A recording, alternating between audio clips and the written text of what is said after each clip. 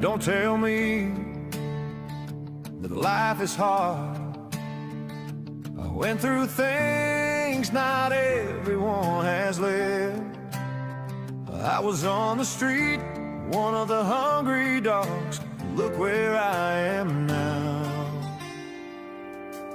Even when I was no longer with them, they still took me as family.